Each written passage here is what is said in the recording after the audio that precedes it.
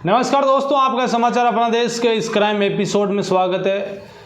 साथियों, आपको बता देता हूं कि ज़िंदगी के अंदर जब भी कोई क्रिमिनल क्राइम करता है तो वो पूरी सावधानी ज़रूर बरतता है कि वो पकड़ा नहीं जाए, फिर भी वो पकड़ा जाता है। और आज की कहानी एक ऐसी कहानी है जिस कहानी में दो ऐसे दोस्त कब दुश्मन बन गए और क्या कारण था इस दुश्मनी का, और फिर कैसे एक दोस्त ने दूसरे दोस्त को मौत के घाट उतारा। तो पूरी कहानी आप इस एपिसोड में सुने और हमारे साथ पूरी कहानी आप सुनकर उस कहानी पर कमेंट ज़रूर करें। ये कहानी है दो दोस्तों की। एक का नाम डॉक्टर उदय यादव, जो प्रयागराज में ही एक सरकारी अस्पताल में बतौर कंपाउंडर की नौकरी के रूप में कार्य कर रहा था, लेकिन डॉक्टर नाम उसे आसपास के लोगों ने दे रखा था। उदय यादव एक सरकारी कंपाउंडर सरकारी अस्पताल में, लेकिन जब उसे आसपास के लोग बुलाते तो वो जाता, उनका इलाज करता। इसलिए उसे डॉक्टर के नाम से ही लोगों ने पुकारना शुरू किया और फिर आगे डॉक्टर उदय यादव का पूरा नाम लोगों ने इस तरह से रख दिया। अब डॉक्टर साहब का दोस्त रणधीर यादव, जो पॉलिटिशियन, जो एक नेता के रूप में राजनीति करता, उसके माता पिता भी बलों के चुनाव लड़ चुके थे और उसका भी पॉलिटिकल पार्टियों से संबंध रखना, राजनेता के तौर पर वो काम कर रहा था। लेकिन ये दोस्त था। धीरे धीरे इनकी दोस्ती लगातार चलती रही। दोस्ती होने के बाद अब 12 साल की इनकी दोस्ती हो गई। अब बलजीत जो रणधीर यादव है, वो धीरे धीरे इनके डॉक्टर उदय यादव के घर पर आता जाता। अब वक्त बीतता रहा, इधर डॉक्टर उदय यादव अपनी सिंपल ज़िंदगी जीता, लेकिन जो नेताजी थे रणधीर यादव, उनके पास पैसे, ठीक ठाक परिवार था, गाड़ियों का काफ़िला था। तो इधर डॉक्टर यादव, जो उदय यादव है, उनकी पत्नी जिसका नाम अंजलि यादव, वो सोशल मीडिया पर काफ़ी एक्टिव रहती थी। उनसे ऐसी रीलें बनाना और लग्जरी लाइफ जीने का शौक़ था। तो लेकिन उसके सपने पूरे नहीं हो रहे थे, क्योंकि उसके पति को एक बतौर महीने की वो सैलरी मिलती, उससे काम चलाना पड़ता।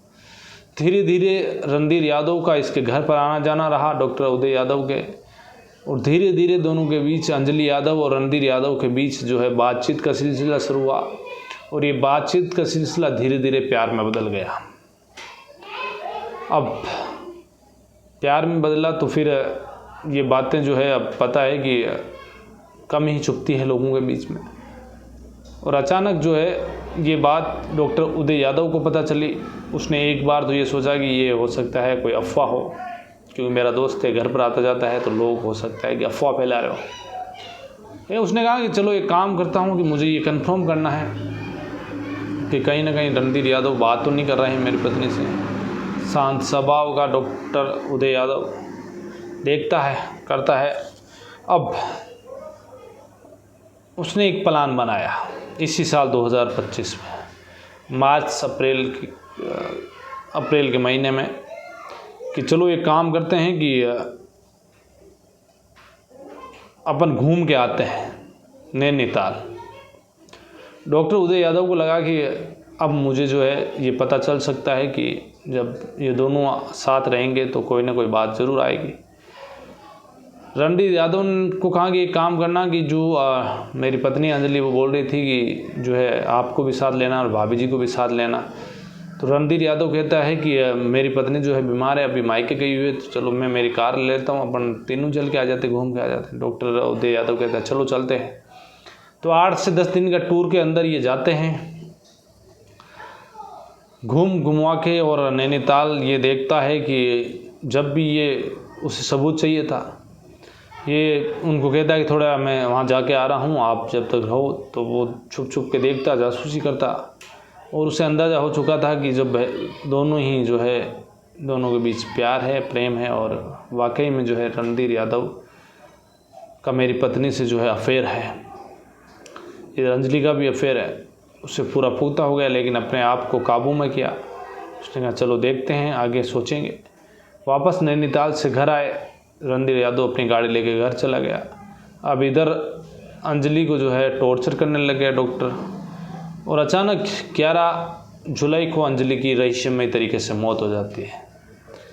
अंजलि की मौत होने के बाद में डॉक्टर उदय यादव उसको जो है ना अस्पताल लेकर जाता है, ना कहीं पुलिस में मुकदमा दर्ज कराता है, कोई ना घर वाले कहते हैं उसके कुछ, क्योंकि परिवार वालों को जो है ये पता था कि डॉक्टर उदय यादव है जो अपनी पत्नी से बेपनाह मोहब्बत करता है, प्यार करता है, कोई दिक्कत है नहीं। तो उसके घर वाले भी ज़्यादा एतराज़ नहीं करते हैं और उसका जो है अंतिम संस्कार कर दिया जाता है, क्योंकि अब अंतिम संस्कार के बाद में कोई सबूत भी नहीं, पोस्टमार्टम वगैरह हुआ नहीं।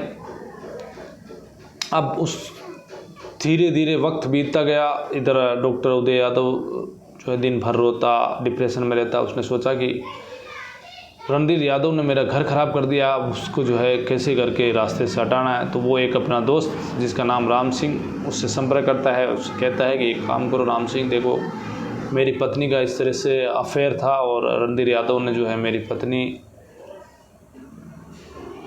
को अपने जाल में फंसा लिया और उसके बाद में दोनों के बीच में जो अवैध संबंध बने और फिर मेरी पत्नी की जो मौत हो गई। लेकिन मैं इस रणधीर यादव को जो है रास्ते से हटाना चाहता हूँ।